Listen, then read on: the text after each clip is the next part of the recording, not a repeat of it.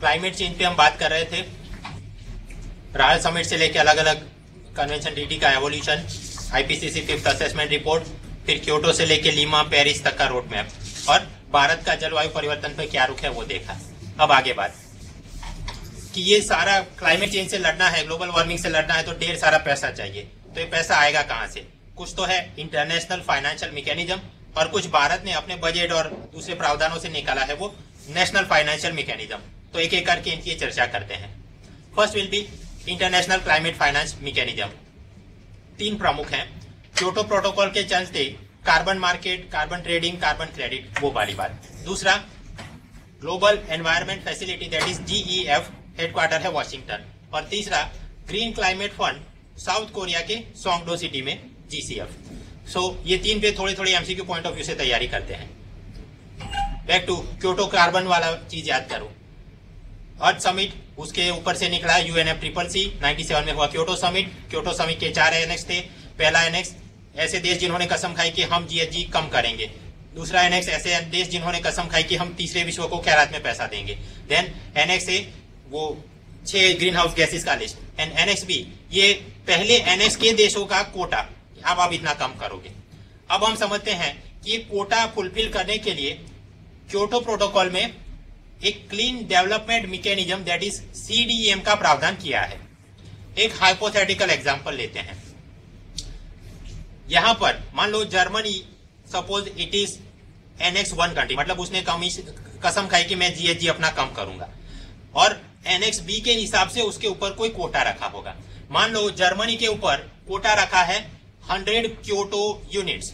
एक Kyoto unit मतलब 1 metric ton carbon dioxide. तो ऐसा जर्मनी पूरे देश के ऊपर 100 यूनिट का कोटा। स्वाभाविक है अब उसकी सरकार नीचे अलग अलग इंडस्ट्री पे भी कोटा फिट करेगी कानूनन। मान लो कोई एक केमिकल कंपनी पे उन्होंने कोटा फिट किया 10 क्योटो यूनिट, मतलब आपने इतने लिमिट में ही जनरेट करना है ग्रीन हाउस गैसेस। अब तो मतलब इनके ऊपर तो ये बाइंडिंग था, उन्होंने ये कुछ चल रहा है। सामने Bharat is a non annex country, हम पे कोई जवाबदारी नहीं। और अपना गुजरात के अंदर ये अंकलेश्वर में मान लो कोई केमिकल प्लांट है, वो लोग प्रति वर्ष 10 टन कार्बन डाइऑक्साइड जनरेट कर रहे हैं। So in a way they are generating 10 Kyoto units. और इसको हम बोलेंगे कि ये इसका बेसलाइन एमिशन है कि without any intervention from outside ये 10 यूनिट जनरेट कर रहे हैं। मान लो ये जर्मन की केमिकल कंपनी, ये लोग इनको कोई टेक्नोलॉजी, पैसा कुछ देती है, जिसकी मदद से ये जेठालाल की कंपनी जो कि प्रति वर्ष 10 टन CO2 जनरेट करती थी, उसके बदले केवल 9 टन ही जनरेट करे, मतलब अच्छा उसका एमिशन कम करवा दिया। सो इन अ वे कितना एमिशन कम करवाया?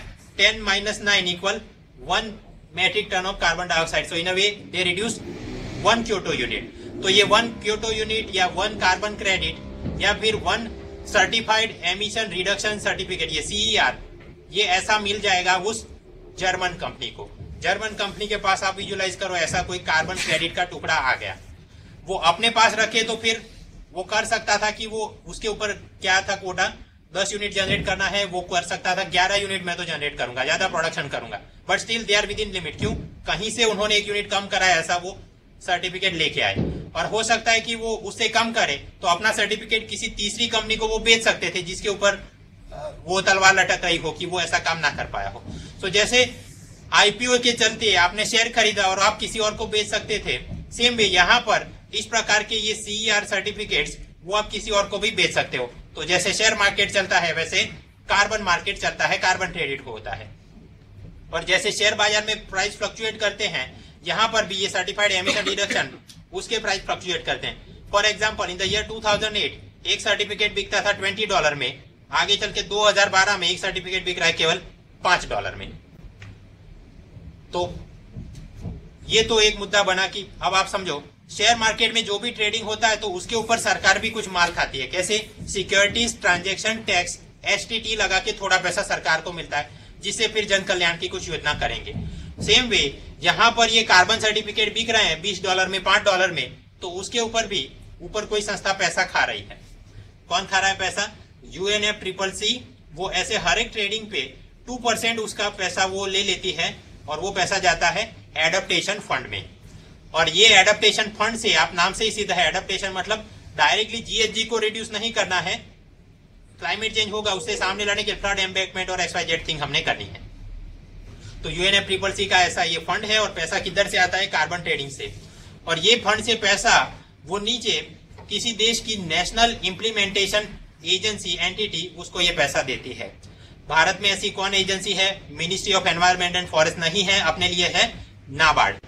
नाबार्ड पूरे एशिया पैसिफिक में केवल ऐसी एक ही नेशनल इंप्लीमेंटेशन एंटिटी है। और ऐसा ये जो नाबार्ड को पैसा मिला वो किधर यूज कर रहे हैं?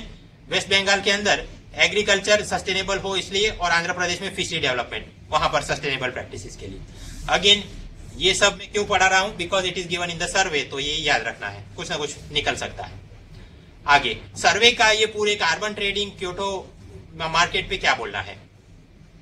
क्योटो का ये क्लीन डेवलपमेंट मैकेनिज्म है जिसके अंतर्गत ये मल्टीलेटरल कार्बन मार्केट चलता है। शब्दों पे फोकस करो, बायलेटरल नहीं, मल्टीलेटरल है, अलग अलग देश पे आपस में ट्रेडिंग कर सकते हैं। क्योटो अपने UNFCCC उसके अंदर जो भी देश हैं वो ऐसा करके कुल मिला के 155 देशों ने इसमें पार्टिसिपेट किया है। मिटिगेशन का ये सबसे बेहतरीन तरीका है। मिटिगेशन मतलब क्या? M है मतलब मीथेन, मीथेन मतलब GHG गैस। तो मिटिगेशन मतलब ग्रीन हाउस गैस कम करने का सबसे इफेक्टिव तरीका क्या है? क्योटो प्रोटोकॉल और उसका ये कार्बन ट्रेडिंग। पूरे विश्व में ऐसे प्रोजेक्ट कहीं ना कहीं चलते ही होंगे कि फर्स्ट वर्ल्ड कंट्री वो उन्होंने कहीं पे फाइनेंस में दिया होगा, टेक्नोलॉजी ट्रांसफर, ये वो ऐसे प्रोजेक्ट सबसे ज्यादा कहां पर चल रहे हैं? चाइना नंबर 1 और भारत होगा नंबर 2 पे। मनी वाइज आप देखो भारत के अंदर पूरे विश्व के 13% of the projects are going in India. Absolute term में 5.5 लाख करोड़ से भी ज्यादा। और इसका ऊपर रेगुलेशन कोऑर्डिनेशन कौन करता है? एनवायरमेंट मिनिस्ट्री, और उसका सेक्रेटरी होगा जो भी IAS। तो national clean development mechanism CDM authority वो बनाई है और वो सारे प्रोजेक्ट अप्रूवल और सुपरविजन का काम देखती है। तो ये कुछ सेलिएंट फीचर सर्वे में दिए गए हैं। अब सर्वे ने स्वयं ही इसे क्रिटिसाइज भी किया है। क्रिटिसाइज क्यों? एक तो आप याद करो, NX 1 कंट्री थे, NX 2 कंट्री थी, कनाडा वो गेम से बाहर निकल गया। सेम वे रशिया और जापान, उनको वो 97 में जो कोटा फिट किया था उससे आगे वो बढ़ने के लिए कोई तैयार नहीं है। उसके चलते ये क्योटो क्रेडिट सर्टिफिकेट की बाजार में मांग कम हो रही है पहले से। तो स्वाभाविक है मांग कम होगी तो दाम गिरता जाएगा। आप याद करो जो $20 में बिकता था आगे चल के $5 में बिक रहा है। उसी प्रकार से यूरोजोन के अंदर क्राइसिस के चलते उनकी कंपनियों का प्रोडक्शन ही कम हुआ है, और क्योंकि प्रोडक्शन कम हुआ है तो उतना वो ग्रीन हाउस गैस खुद ही कम एमिट कर रहे हैं। तो स्वाभाविक है बाहर जाके उन्होंने वो सर्टिफिकेट खरीदने की आवश्यकता नहीं। सो अनदर रीजन, इसी चलते वो $20 का सर्टिफिकेट $5 में बिक रहा है। आगे ये सभी मार्केट प्लेयर्स को ये भी चिंता है कि 2020 के बाद वाला जो भी फ्रेमवर्क बनेगा उसमें ये पूरे सिस्टम को आप कैसे इंक्लूड करोगे। या तो आप कुछ ऐसा बोलोगे कि भाई अभी जिनके पास सर्टिफिकेट है वो चालू रहेंगे, या फिर उसको मल्टीप्लाइड बाई इतने % ज्यादा उसको पैसा मिलेंगे, या XYZ थिंग। तो वो पूरा पिक्चर अभी क्लियर नहीं हो रहा है। और हमने देखा ये लीमा समिट और वहां पर एडेप्टेशन की बात ज्यादा करते हैं, मिटिगेशन की बात कम करते हैं। और मिटिगेशन की कम बात होगी तो मतलब GHG कम करना है, दैट्स व्हाई। तो उसके चलते ये पूरे कार्बन मार्केट प्राइजेस वो धीरे धीरे कम हो रहे हैं और ये पूरी सिस्टम मतलब अनसर्टेनिटी चल रही है, इसके चलते जोखम है। सो इंटरनेशनल क्लाइमेट फाइनेंस में एक तो पिलर था अपना कि एक क्योटो प्रोटोकॉल और उसका कार्बन मार्केट, उससे पैसा आ जाए। But because there is so much uncertainty, तो वहां से पैसा आए वो अब लगता है वो आशा कम हो रही है। So we move to other 2 things, GEF and GCF। पहले आते हैं ये GEF, that is international global environment facility. इसे कौन ऑपरेट कर रहा है? वर्ल्ड बैंक, साल 1991 से। और ये यहाँ जो भी पैसा डाला होगा वो कहां कहां यूज किया जाता है? एक तो कन्वेंशन ऑन बायोलॉजिकल डाइवर्सिटी, उसे प्रोटेक्ट करने के लिए। दूसरा क्लाइमेट चेंज से लड़ने के लिए। आप याद करो UNFCCC और उसका था आर्टिकल 11, क्या बोलता था? फर्स्ट वर्ल्ड ने तीसरे विश्व को पैसा और टेक्नोलॉजी ट्रांसफर करना है, तो this is one type of mechanism या चैनल जिसके चलते वो पैसा चलाते हैं। आगे Stockholm convention for persistent organic pollutants, that is POP, तो उसके लिए जो जो दवाइयां करनी है वो पैसा इधर से जाएगा। UN कन्वेंशन और टू कॉम्बेट डेजर्टिफिकेशन, रण के सामने लड़ने के लिए। और जापान का एक शहर था Minamata, so Minamata convention on mercury. तो बोलने का ये है, ये ग्लोबल एनवायरमेंट फैसिलिटी तो मतलब केवल क्लाइमेट चेंज से लड़ने के लिए पैसा नहीं दे रही, biodiversity, climate change, organic pollutants, desertification, Meena माता, ये सभी के लिए पैसा इधर इस चैनल से जाता है। और ग्लोबल एनवायरमेंट फैसिलिटी, ये मैकेनिज्म इनका ये है, साइकिल या टाइमलाइन बनाते हैं। ये पहला फंडिंग साइकिल था, दूसरा, तीसरा, तो पुराने वाले साइकिल में क्या क्या हुआ यहाँ पर ये टाइमलाइन में बताया है। अभी जो साइकिल चल रहा है it is called 6th funding cycle, जो कि 2014 से लेके 2018 तक चलेगा। प्रथम विश्व ने $4 बिलियन जितना पैसा यहां पर दे के रखा है। किधर? ये अपनी GEF वॉशिंगटन में इनकी ऑफिस है, और ये बहुत सारे मीना माता और ऑर्गेनिक पोल्यूटेंट्स हमने देखा काम कर रहे हैं। क्योंकि अपना मुद्दा है क्लाइमेट चेंज, तो क्लाइमेट चेंज के लिए UNFCCC और उसके ये 2 फंड मैनेज कर रहे हैं। First fund is for least develop countries fund, और दूसरा है स्पेशल क्लाइमेट चेंज फंड। तो अब आप विजुअलाइज कर सकते हो, छठा राउंड, प्रथम विश्व से पैसा इधर गया और फिर तीसरे विश्व को फंडिंग में जाएगा। भारत को कितना पैसा मिला? ये छठी साइकिल में सर्वे बोलता है 130 मिलियन, और उसमें से ज्यादातर मिटिगेशन के लिए पैसा। और ओवरऑल इतने सभी सालों में अराउंड 480 मिलियन, और out of that majority for mitigation, hardly $10 million were given for adaptation. Absolute numbers are not important, but again focus याद क्या रखना है MCQ में, मिटिगेशन के लिए ज्यादा पैसा देते हैं, एडेप्टेशन के लिए कम पैसा दिया है। तो international climate finance, Kyoto carbon market एक पिलर देख लिया। Second was global environment facility, Washington में है। क्लाइमेट चेंज के अलावा भी बहुत सारी चीजों में पैसा देते हैं, बट जहां तक क्लाइमेट चेंज तो मिटिगेशन में ज्यादा पैसा, एडेप्टेशन में कम। That was their pillar. अभी आते हैं तीसरा अपना ग्रीन क्लाइमेट फंड, GCF।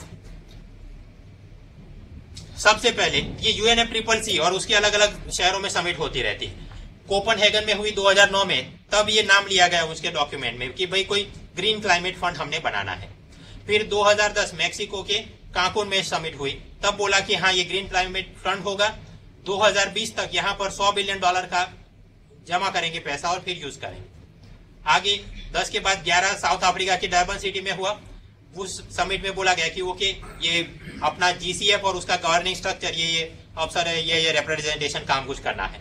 और ये पूरी मैकेनिज्म ऑपरेट कहां से होगी? साउथ कोरिया, और उसका शहर है सोंगडो, वहां से ग्रीन क्लाइमेट फंड ऑपरेट होगा। आगे फास्ट फॉरवर्ड में फिर 2014 समिट हुई लीमा में। तो लीमा के अंदर जर्मनी, फ्रांस, इन्होंने $1 बिलियन उन्होंने बोला हम इसमें डालेंगे। उसी प्रकार USA ने बोला कि अगले 4 सालों में धीरे धीरे करके हम लोग $3 बिलियन डालेंगे। फिर दूसरे कुछ देशों ने ऐसा करके थोड़ा थोड़ा पैसा इधर डाला है। ग्रीन क्लाइमेट फंड, उसके कुछ सेलियंट फीचर और देखें। प्राइवेट कंपनियों को फंडिंग के लिए अलग से मैकेनिज्म बनाए हैं। जेंडर एक्शन प्लान ये बनाने वाले हैं। एडेप्टेशन, मिटिगेशन दोनों पे 50-50% फोकस इनका रहेगा। और कंट्री ड्रिवन अप्रोच, मतलब वो प्रथम विश्व से जो पैसा है तीसरे विश्व को दे देंगे, और उस देश के ऊपर वो फिर छोड़ दिया कि उन्होंने वो पैसा कहां कैसे यूज करना है। भारत में ये पैसा आता है तो ministry of environment and forest nodal agency के रूप में इसे यूज करता है। खैर, तो GEF और GCF मूलतः तो ये सब तैयार किसके लिए करना है? MCQ में कोई ट्रिकी MCQ पूछ सके। सो क्या क्या मुख्य मुद्दे आप याद रखोगे? GEF अपना ग्लोबल एनवायरमेंट फैसिलिटी, और सामने ग्रीन क्लाइमेट फंड GCF। तो इनका एक तो हेडक्वार्टर कहां पे है, कौन से साल में स्थापना हुई, किसके वास्ते ये लोग पैसा देते हैं? तो GEF वॉशिंगटन वालों का व्याप ज्यादा है। Climate change, biodiversity, pollution, Meena माता, मर्क्यूरी, सो मेनी थिंग्स। ये तो केवल एक ही चीज पे फोकस करें, क्लाइमेट चेंज, 50-50 एडेप्टेशन, मिटिगेशन। कितनी जगहों पे कितना पैसा, और वो तो खैर इतना महत्वपूर्ण नहीं। और किसका कौन चेयरमैन है, एज सच इस प्रकार person in news type UPSC में तो कम निकलते हैं, नॉन UPSC में कुछ परेशान कर सकता है। So we are discussing about international climate fund mechanism, उसके अंदर कार्बन मार्केट देख लिया, GEF, GCF देख लिया। अब उसे थोड़ा नीचे आते हैं, जूम इन करते हैं। नेशनल लेवल पे क्या, नेशनल फाइनेंस फंडिंग मैकेनिज्म, वहां पर कुछ बातें करनी है। एक तो बजट टैक्सेशन के जरिए ही भारत सरकार ने कोई प्रावधान किया है क्लाइमेट चेंज से लड़ने के लिए। तो बजट 2015 में क्या है, कोल सेस, उसमें क्या करना है। फिर अपना एक चल रहा है national action plan on climate change, NEP-CC, उसमें Nehru solar mission, performance achieve trading, PAT mechanism क्या है। कुछ नए फंडों की बारे में चर्चा की गई। एंड मिसेलेनियस में RBI का प्रायोरिटी सेक्टर लैंडिंग रिफॉर्म्स और काम्पा फंड, उसकी बात। तो नेशनल क्लाइमेट फंडिंग फाइनेंस में कुछ पूछा जाए, मुख्य परीक्षा जनरल स्टडी पेपर 2 में कंजर्वेशन और उसके चलते, तो इसके ऊपर थोड़े थोड़े मुद्दों पे आप चर्चा करेंगे। सबसे पहले बजट टैक्सेशन में क्या प्रावधान किए गए। बजट 2015 में hybrid vehicle, solar, water treat, उसके जो भी हीटिंग प्लांट है, एंड एलईडी पार्ट्स, वो अगर उसके लिए बाहर से आप कोई चीज मंगवा रहे हैं तो उस पर कस्टम ड्यूटी कम किया गया। Second thing, solar photovoltaic cells, solar heater, फिर wind power generator, hybrid vehicle, इसके जो भी मैन्युफैक्चरिंग भारत के अंदर ही हो रहा है, तो क्योंकि मैन्युफैक्चरिंग हो रहा है तो उसके ऊपर एक्साइज ड्यूटी लगता होगा, तो उसे कम किया गया है। फिर सर्विस टैक्स में एफ्लुएंट ट्रीटमेंट पार्क, उसको एग्जेम्पशन दे दिया गया, तो उसके चलते थोड़ा एनवायरमेंट को जो भी प्रोटेक्शन मिला। सो बजट टैक्सेशन के जरिए आप कैसे कुछ काम कर सकते हो, these are some of the measures mechanism. आगे carbon tax, as such survey बोलता है बहुत ही कम देशों ने कार्बन टैक्स जैसा कोई फंडा मैकेनिज्म लगा के रखा है, बट भारत के अंदर ये चीज है। फॉर एग्जाम्पल कोल सेस, वो कोल सेस को एक प्रकार से कार्बन टैक्स बोल रहे हैं इकोनॉमिक सर्वे वाले। खैर, कोल सेस का फंडा क्या था, भारत के अंदर से ही बना कोयला या बाहर से आयात किया गया कोयला, प्रति टन उसके ऊपर कोई पैसा आपने कोल सेस के रूप में जमा कराना है। पहले वो था 100 रुपए प्रति टन, बजट में बढ़ा के कर दिया 200 रुपए प्रति टन। ये पैसा कुल मिला के 17,000 करोड़ जमा हो रहा है। ये पब्लिक अकाउंट के अंदर नेशनल क्लीन एनर्जी फंड में जाता है, और क्योंकि पब्लिक अकाउंट का हिस्सा है, दैट मीन्स पार्लियामेंट में वोटिंग करा के अनुमति नहीं लेनी पड़ेगी, स्वयं से ही इसके नाम से सीधा है क्या क्लीन एनर्जी फंड, उसके रिसर्च डेवलपमेंट में ये पैसा कुछ ज्यादा होगा। Parallel to that, petrol diesel के ऊपर हम लोग रोड सेस लगा रहे हैं, तो वो भी हाईवे डेवलपमेंट। मूल प्रयोजन उसका क्लाइमेट चेंज से लड़ना नहीं है, हाईवे डेवलपमेंट कराना है, but indirectly you can say हाँ वो भी जितना पेट्रोल महंगा होगा तो उसकी खपत लोग कम करेंगे, like that some greenhouse gas के एमिशन कम हो। बजट 2015 में ये भी बोला यदि आवश्यकता हुई तो हम लोग सर्विस टैक्स 14%, उसके ऊपर 2% और स्वच्छ भारत सेस लगाएंगे। और आप विजुलाइज कर सकते हैं स्वच्छ भारत के चलते भी ये गंदगी के सामने लड़ेंगे तो एनवायरमेंट जो भी प्रोटेक्ट हुआ वो सारे मुद्दे। सो सेस के जरिए ये कुछ काम किया जा सकता है। फॉसिल फ्यूल, अगेन सर्वे यही बोलता है कि फॉसिल फ्यूल, पेट्रोल डीजल वगैरह पे जो भी एक्साइज ड्यूटी, कस्टम ड्यूटी लगी, that is also one type of carbon tax. Gradually Bharat सरकार ने पेट्रोल डीजल पे वो जो भी पहले प्राइस डिटरमाइन करता था वो मार्केट बेस कर दिया, डीरेगुलेशन काम शुरू किया, तो मतलब सब्सिडी कम करने लगे और टैक्स धीरे धीरे बढ़ने लगा। सो लाइक दैट, क्योंकि टैक्स बढ़ता जाएगा तो पिछले एक वर्ष में यहाँ पर भी करीब 17,000 करोड़ रुपए टैक्स में अपनी आमदनी हुई, और क्योंकि पेट्रोल डीजल महंगा होता जाएगा तो जनता उसके खपत कम करेगी, तो 11 million tonne carbon dioxide generation भी कम हुआ है। So like that's why it is the justification कि ये कार्बन टैक्स एक प्रकार से कैसे, क्यों, जितना पेट्रोल महंगा होगा तो कॉलेज की जनता उतना कम बाइक पे घूमेगी। But again survey also says that जितना प्रदूषण से नेगेटिव एक्सटर्नलिटी जनरेट हुई उसके सामने 11 मिलियन टन वो तो मतलब ऊँट के मुंह में जीरा है, बहुत कम, इसे नहीं बोल सकते। ये ग्राफिकली भी उन्होंने एक्सप्लेन किया है कि कैसे हायर टैक्सेशन से एमिशन कम होता है। सबसे ज्यादा एमिशन कम करवाया डीजल में 9.5 मिलियन टन और पेट्रोल में 1.5, तो जमा करके कुल कितना होगा 11 मिलियन टन, ऐसे कुछ कम हुआ है। आगे बात, सर्वे ने कुछ प्रोजेक्शन दिया है। कोयले के ऊपर हम लोग कोल सेस लगाते हैं और वो पैसा क्लीन एनर्जी के लिए यूज करते हैं। सर्वे ने बोला कि अभी जो ये 200 रुपए प्रति टन है वो बहुत कम है, उसे बढ़ाने की आवश्यकता है। बढ़ा के कितना करना चाहिए, तो उसने प्रोजेक्शन दिया $10, $20 इस प्रकार से प्रति टन कितना बढ़ाने चाहिए। एंड देन प्रोजेक्शन बनाया कि इतने तक जाओगे तो एमिशन कम होगा, इतने तक जाओगे तो फिर कोयले का दाम इतना ज्यादा हो जाएगा कि इलेक्ट्रिसिटी महंगी हो जाएगी, और उसके चलते फिर अपना दूसरा एक टारगेट था एनर्जी एक्सेस टू ऑल, वो हम नहीं कर पाएंगे। सो बॉटम लाइन इज, ये ग्राफ और वगैरह तो ठीक है, सर्वे का बोलना यह है कोल सेस को बढ़ाने की आवश्यकता है, बट इतना भी ना बढ़ाना चाहिए ताकि इलेक्ट्रिसिटी महंगी हो जाए और गरीब आदमी उसको अफोर्ड ना कर सके। That is the bottom line. So ठीक है, नेशनल फाइनेंस फंडिंग की बात कर रहे थे क्लाइमेट चेंज से लड़ने के लिए। पहला पिलर अपना था बजट टैक्सेशन और सेस के जरिए आप कैसे कर सकते हो, कुछ मुद्दों की चर्चा की। आगे बढ़ते हैं, नेप अपना ये national action plan on climate change, NEP-CC 2008 में ये बनाया गया। फिर 2009 में बोला कि राज्य सरकारों की भी आप भी ऐसा कुछ लेके आओ। लेटेस्ट अपडेट में क्या चल रहा है, 2014 में IPCC का 5th असेसमेंट रिपोर्ट आया राइट। और उसमें क्या बोला, इंडो गैंजेटिक प्लेन में वीट का प्रोडक्शन 50% कम होगा, आउटडोर एक्टिविटी कम होगी, अपना जापानीज एंसेफेलाइटिस और डेंगू ये उसका रोग बढ़ता जाएगा, लाइक दैट। सो अब सरकार ने ये बोला कि आईपीसीसी रिपोर्ट में जो भी बातें की हैं उस अनुसंधान में हम अपने नेशनल एक्शन प्लान को ट्विक करेंगे, अपडेट करेंगे, जहां ज्यादा पैसा डालना होगा, जहां फर्स्ट प्रायोरिटी देनी होगी, वो काम हम करेंगे। ठीक है, आप देख लेते हैं ये नेशनल एक्शन प्लान और क्लाइमेट चेंज, उसके अलग अलग मिशन। अलग अलग मिशन में बात करें, दो ऐसे मिशन है जिससे ज्ञान बढ़ाना है, to increase the knowledge base. दो ऐसे मिशन कौन, एक तो सस्टेनेबल हैबिटेट। सस्टेनेबल हैबिटेट के नाम पे बिल्डिंग एनर्जी कन्वर्जेशन कोड बनाए जाते हैं कि इतने जो भी खिड़कियां या नेचुरल लाइट या एसी में ये वो सारी चीजें। सो knowledge base in the sense कि कोई मैनुअल या कोड वो लेके आए, इस हिसाब से आपने काम करना है। सेम वे दूसरा एक मिशन है स्ट्रेटेजिक नॉलेज। सो नॉलेज बेस के ये दो मिशन। आगे अब क्योंकि मोदी सरकार आई और मोदी सरकार का एक नियम है कि कुछ नए स्कीम पॉलिसी लेके आना है, तो जनवरी 2015 में इन्होंने बोला कि 4 नए मिशन लेके आएंगे हम लोग। एज सच एक तो सोलर मिशन वो चला है नेहरू के नाम पे, उसके पैरेलल हम लोग एक विंड एनर्जी मिशन भी लेके आएंगे और ministry of new and renewable energy उसे लागू करेगी। आगे बात, क्योंकि 2014 के आईपीसीसी रिपोर्ट में बोला गया कि भाई जापानीज एंसेफेलाइटिस, डेंगू और उस प्रकार के रोग बढ़ते जाएंगे, आउटडोर एक्टिविटी कम होती जाएगी, लाइक दैट, डिजास्टर बढ़ेंगे, ये वो चीजें। तो उसके अनुगत क्लाइमेट चेंज के चलते या डिजास्टर के चलते ह्यूमन हेल्थ के कैसे नुकसान होगा, उसके लिए एक अलग मिशन बनाएंगे। आगे क्योंकि जलवायु परिवर्तन होगा, global warming, ocean water will rise, तो कोस्टल रिसोर्स मैनेजमेंट के लिए क्या, और अंत में वेस्ट से एनर्जी बनाया जाए। वो याद करो कि भाई म्यूनिसिपल सॉलिड वेस्ट उसे स्टील और सीमेंट इंडस्ट्री को बेचे और वो एनर्जी के यूज में रूप में यूज करे। सो उसका कोई फॉर्मल मैकेनिज्म वगैरह बने। सो ऐसे 4 नए मिशन मोदी सरकार प्लान कर रही है। एक तो विंड के लिए, दूसरा जनता की हेल्थ के लिए, फिर कोस्टल एरिया, और चौथा वेस्ट टू एनर्जी मिशन।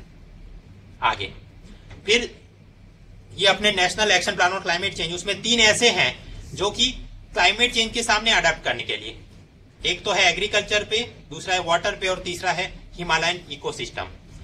और अंत में 3 ऐसे मिशन है जो कि ग्रीन हाउस गैस एमिशन को कम करा, मतलब कि मिटिगेशन टाइप। मिटिगेशन में कौन सा, एक तो ये सोलर एनर्जी वाला चल रहा है Jawahar mission, second is green India, उसके अंतर्गत टारगेट ये है अभी अपना फॉरेस्ट कवर अराउंड 24%, उसको बढ़ा के 33% करना है। तो उसके लिए जो पैसा काम फंड लाइक दैट, और एनर्जी एफिशिएंसी बढ़ा दी जाए ताकि ग्रीन हाउस गैस कम हो, तो उसके लिए ब्यूरो ऑफ एनर्जी एफिशिएंसी और परफॉर्मेंस अचीव ट्रेडिंग सिस्टम वो कुछ चल रहा है। ऐसा जिन सभी पे नेट से आप थोड़ा थोड़ा मुद्दा देख लीजिएगा। हम यहाँ पर बात करेंगे जो प्रमुख चर्चा में सर्वे में रहे, पीएटी और जवाहरलाल नेहरू। पीएटी क्या है, नेशनल एक्शन प्लान और क्लाइमेट चेंज, उसके अंदर एक सब मिशन है नेशनल ये mission on enhanced energy efficiency, और उसके अंतर्गत ये लेके आए परफॉर्मेंस अचीव ट्रेड 2011 से। चीज क्या है, 2001 में कानून बना था एनर्जी कंजर्वेशन एक्ट, उसके अंदर ये कुछ गाइडलाइन दी गई कि सिलेक्टेड इंडस्ट्रीज, लेट अस से cement industry, paper pulp industry, उसके ऊपर ये मैकेनिज्म बाइंडिंग रहेगा। अगर वो नहीं मानेंगे तो 10 लाख और आगे कुछ फाइन उन पे हो सकता है। बेसिक फंडा ये है, अगर आपका नाम इस लीगली बाइंडिंग इंडस्ट्री के अंदर आ गया, लेट अस से यू आर सीमेंट इंडस्ट्री या जो भी, तो आप अभी के समय में कितनी एनर्जी यूज कर रहे हो, वो हो गया आपका बेस लाइन, और उसके ऊपर आपको टारगेट देंगे कि इतना कम करना है। और वो कम करने के लिए यहाँ पर भी जैसे कार्बन क्रेडिट वाला कोटा रहता है, यहाँ पर भी कोई सर्टिफिकेशन कोटा रहेगा, और वो इस प्रकार से आप एनर्जी रिड्यूस करो।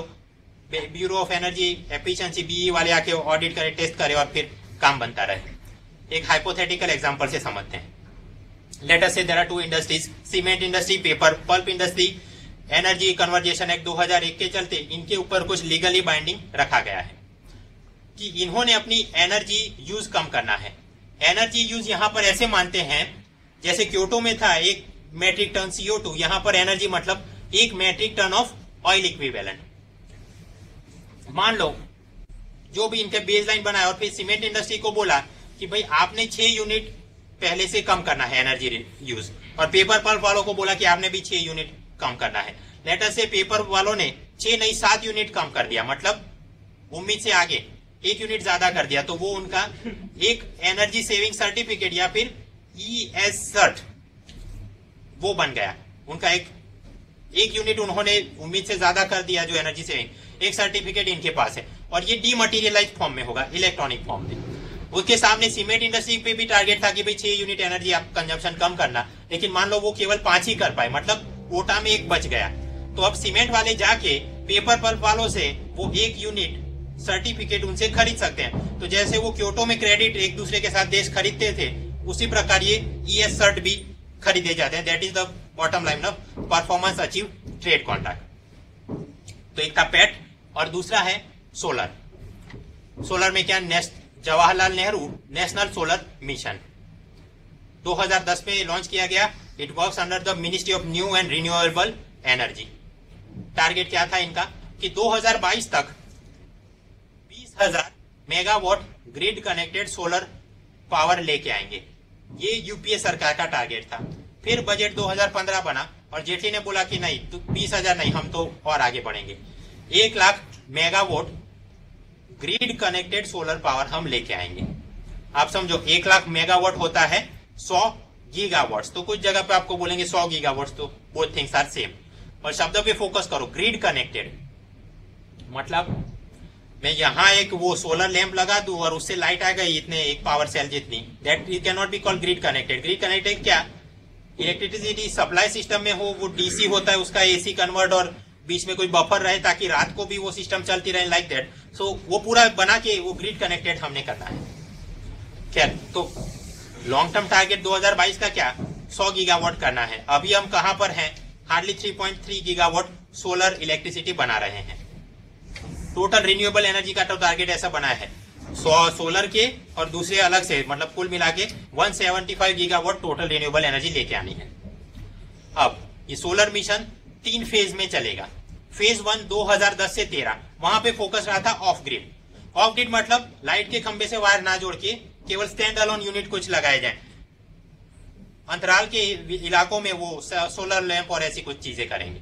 फिर 2013 से 17 तक, और फिर तीसरा स्टेज 2017 से 22। फेज 2 एंड फेज 3 में इंडिजिनस प्रोडक्शन, इंडिजिनस मैन्युफैक्चरर को हम फोकस करेंगे, ऐसा मिशन में बोला है। अब ये कैसे फोकस करेंगे, सोलर मिशन का ये टारगेट है 100 बिलियन का फंडिंग कहां से जमा कराएंगे, और army, railway, public sector undertaking, अगर ये लोग कोई सोलर इक्विपमेंट खरीदना चाहे तो उनको वो सारा खर्चा ये सोलर मिशन वाले वो उठाएंगे।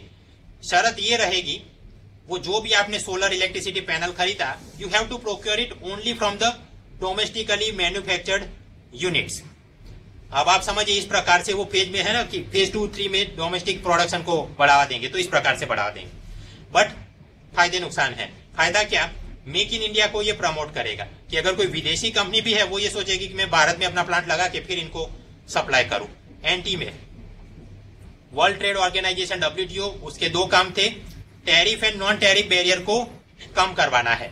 अगर भारत सरकार ये बोलती है कि भाई ये सब प्रोक्योर कर सकते हैं अगर देशी कंपनी हो, so in a way Indian government is creating a non tariff barrier against the foreign solar panel manufacturers. तो अमेरिका वालों को मजा नहीं है और उन्होंने हमारे खिलाफ WTO में फरियाद की है। तो एक तो कंट्रोवर्सी अपनी क्या हुई है कि भाई WTO में इसका नॉन टैरिफ बैरियर बन गया। दूसरी कंट्रोवर्सी चल रही है सोलर मिशन की बंडलिंग प्लान। बंडलिंग प्लान क्या, आप कोयला जला के थर्मल पावर प्लांट चलाओ तो इलेक्ट्रिसिटी जनरेट जो होगी वो सस्ते में हो जाएगी, अराउंड 3.5 रुपए प्रति यूनिट में बन जाएगी। अगर आप कोई सोलर पैनल लगा दो, उसके ऊपर से इलेक्ट्रिसिटी जनरेट की, वो महंगी बनेगी क्योंकि पैनल खुद ही महंगी होती है, तो 5 से 7 रुपए प्रति यूनिट।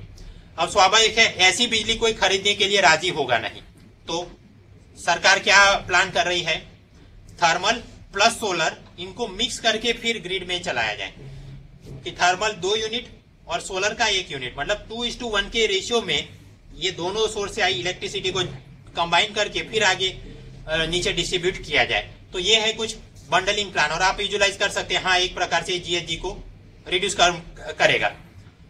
खैर, तो ये कंट्रोवर्सी कैसे बन गई, बट क्योंकि सोलर इलेक्ट्रिसिटी कॉस्टली है, तो आप समझो अब वो वेटेड एवरेज आपने सब पढ़ा होगा कि अब नई जो इलेक्ट्रिसिटी बनी 3.5 रुपए से तो वो महंगी ही बनेगी, because you are mixing this 2 things. उस चलते इलेक्ट्रिसिटी डिस्ट्रीब्यूशन कंपनी वो इसके सामने विरोध कर रहे कि हम तो पहले से ही नुकसान में हैं और ये आगे इस प्रकार के बंडलिंग प्लान में और नुकसान होता रहेगा। आगे बात रिन्यूएबल एनर्जी, सोलर हमने देख लिया, दूसरों में क्या टोटल रिन्यूएबल एनर्जी निकाले अभी के लिए अपनी है 33.1 गीगावाट्स। टारगेट क्या है 175 गीगावाट बनाना है, जिसके अंदर सोलर कितना हो 100 गीगावाट्स।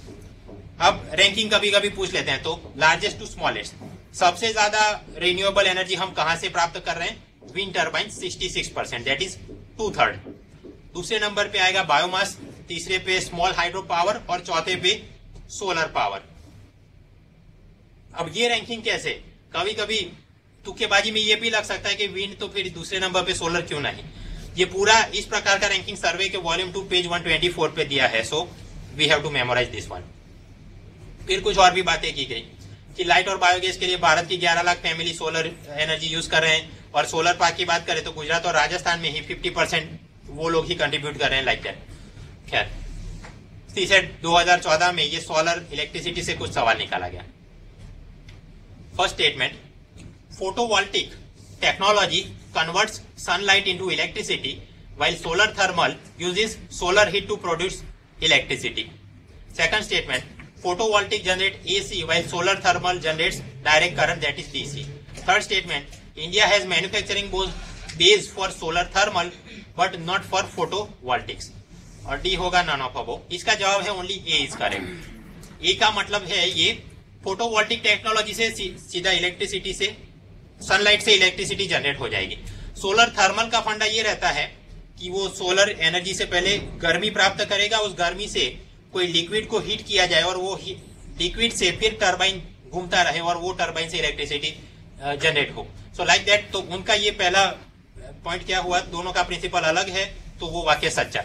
दूसरा वाक्य गलत है, फोटोवोल्टिक एसी नहीं, photovoltaic direct current DC generate करता है। सी वाक्य भी गलत है, भारत के अंदर भी फोटोवोल्टिक मैन्युफैक्चरिंग बेस तो है ही। So like that answer is A. तो हाँ ये किया, तो फिर अब इस प्रकार से आप दूसरे जो भी पढ़े कोई देखते रहना कि wind turbine okay like this and so biomass तो उसका ये मैकेनिज्म है वगैरह। क्या नेशनल फाइनेंस क्लाइमेट चेंज की बात कर रहे हैं, बजट टैक्सेशन देख लिया, national action plan on climate change वो देख लिया, नेहरू पैड मैकेनिज्म की बात करी। अब तीसरा पिलर न्यू फंड्स। नए फंड में बजट 2014 में बोला गया कि हम एक नेशनल एडेप्टेशन फंड बनाएंगे 100 करोड़ रुपए से, और इससे एग्रीकल्चर वाटर फॉरेस्ट इसमें कुछ ना कुछ पैसा हम डालते रहेंगे। तो बस वहीं पे आके वो बोल बच्चन खत्म हो गया। अब आगे क्या हुआ, ज्यादा कुछ डेवलपमेंट देखने को नहीं मिले। पिछले लेक्चर में हमने बोला था TSR Subramanian green law panel, उसने कहा एक और फंड बनाइए, एनवायरमेंट रिकंस्ट्रक्शन फंड, या तो एनवायरमेंट मिनिस्ट्री या फिर नीमा वो फंड ऑपरेट करे और उसके चलते फिर कुछ काम किया जाए। सो फंड में ये वाली बात। अब मिसलेनियस डेवलपमेंट, एक है काम्पा, जंगल में पेड़ काट के आप कुछ इंडस्ट्री लगा रहे हैं, so you are diverting the forest land for non forest purpose. उस वक्त जो भी कंपनी है या निगम है उसने पैसा कंपेंसेटरी एफोरेस्टेशन फंड में देना पड़ता है। अब तक कुल मिला के 40,000 करोड़ से ज्यादा जमा कर लिए हैं। सुप्रीम कोर्ट ने ये बोला था कि इस पूरे फंड को ऑपरेट करने के लिए एक अलग से संस्था बनाई जाए, compensatory afforestation management and planning authority. अब केंद्र सरकार इसके लिए एक अलग से बिल ला रही है कि ऐसी एक संस्था को स्टैट्यूटरी स्टेटस दिया जाए, और ये जो भी काम्पा फंड का पैसा आता है वो सारा पब्लिक अकाउंट में जाए, मतलब पार्लियामेंट की अनुमति के बगैर, वोटिंग के बगैर उसका मनचाहा इस्तेमाल किया जा सके। ग्रीन लॉ पैनल ने इस अनुसंधान में क्या बोला, अब याद करो, कंपेंसेटरी एफोरेस्टेशन तो 1:1 रेशियो है, उसको बढ़ा के 2:1 या 3:1 में करना है, और फॉरेस्ट जो काटा उसका वैल्यूएशन वो 5 गुना ज्यादा बढ़ाने की आवश्यकता है, और वो सारा पैसा यूज करके फिर कुछ बढ़िया काम हो सके। मिसलेनियस में एक था काम्पा, दूसरा है priority sector lending. Priority sector lending आपको पता होना चाहिए कौन सी बैंकों को वो लागू होता है, 40%, 32%। और फंडा क्या रहता है कि आपने अपने पूरे साल में जो भी लोन का पैसा घुमा रहा है, some portion of that has to be circulated in the priority sector groups. किसान है, स्टूडेंट्स है, वीकर ग्रुप्स हैं, MSME industry, agriculture, food processing and so on. Average 2015 में रघुराम राजन में उसमें वो पूरी लिस्ट के अंदर अपडेट करके एक नया कैटेगरी रख दिया, loans given to renewable energy projects. उसमें जो भी पैसा दिया होगा that will also be counted as a PSL target. Miscellaneous development में क्या, एलईडी प्रोग्राम, सरकार सोच रही है दिल्ली के अंदर सस्ते में एलईडी देंगे लाइक दैट, और फिर पूरे देश में वो कुछ लगाना है। ये अपने फ्यूअल्स और ऑटोमोबाइल इंजिन, वहां पर ये भारत स्टेज के स्टेज 1, 2, 3, 4 नॉर्म्स कुछ चल रहे हैं। तो स्टेज 4 नॉर्म्स कौन कौन से सिटी में लागू होंगे और आगे क्या होने वाला है। गुजरात के अंदर अपनी नर्मदा कैनाल के ऊपर ही हमने सोलर पैनल फिट करके रखे, तो उसके क्या सेलिएंट फीचर है, फायदे हैं वो। नेट मीटरिंग क्या है, अर्थ ओवरशूट वो तो खैर देख लिया। फिर ये एयर क्वालिटी इंडेक्स लेके आए, उसमें वो सफर वो क्या ऑर्गेनाइजेशन है, ऐसा जैसा कुछ ना कुछ चल रहा है, तो आपको ये साइट के एनवायरमेंट सेक्शन से मिल जाएगा। खैर ये कुछ सेलिएंट पॉइंट्स, और उसके बाद जो भी हिंदू में आगे आगे बढ़ते रहे। तो हम एज सच इकोनॉमी, उसका इंफ्रास्ट्रक्चर प्रोजेक्ट और उसके पैरेलल एनवायरमेंट प्रोजेक्ट। पिछले लेक्चर में नेशनल लेवल पे जो मुद्दा चल रहा था, एनवायरमेंट प्रोटेक्शन या इकोनॉमिक डेवलपमेंट क्या महत्वपूर्ण, और उसके अनुगत environment clearance green law panel, उसकी बातें करी थी। आज के लेक्चर में हमने फोकस किया इंटरनेशनल लेवल पे क्लाइमेट चेंज में क्या हो रहा है। तो रायो समिट, उससे लेके आगे एवोल्यूशन, अलग अलग कन्वेंशन ट्रीटी का, IPCC 5th असेसमेंट रिपोर्ट देख लिया। फिर क्लाइमेट चेंज से लड़ने के लिए Kyoto protocol, Lima, Paris road map पूरा समझ लिया। भारत का जलवायु परिवर्तन पे ऑफिशियल स्टैंड क्या है क्या देख लिया। और ये सारे काम करने के लिए पैसा चाहिए, तो इंटरनेशनल फाइनेंशियल मैकेनिज्म और नेशनल फाइनेंशियल मैकेनिज्म, थोड़े थोड़े मुद्दे हमने देखे। तो कुछ इस तरह ये अपना इंफ्रास्ट्रक्चर वाला 6th पिलर, और उसके अंदर इकोनॉमिक सर्वे में जो जो चैप्टर है क्लाइमेट चेंज में और इंफ्रास्ट्रक्चर में, वॉल्यूम 1 वॉल्यूम 2 दोनों, वो हमने कवर कर लिए। ज्यादातर जो भी महत्वपूर्ण चीजें यहां पर थी, मैंने कोशिश की है पावर पॉइंट में वो सारी चीज MCQ पॉइंट ऑफ व्यू से कवर कर ली। नेक्स्ट टाइम जब मिलेंगे तो ये बैंकिंग फाइनेंस और उसके एक्सटेंशन में इंश्योरेंस, तो इंश्योरेंस अमेंडमेंट और वो सारी बात करेंगे। तो एक लेक्चर इस पे चलेगा और फिर एक लेक्चर चलेगा ह्यूमन रिसोर्स डेवलपमेंट और जेम ट्रिनिटी के ऊपर। तो मतलब अगले 2 लेक्चर में अपनी वार्ता पूरी हो जाएगी।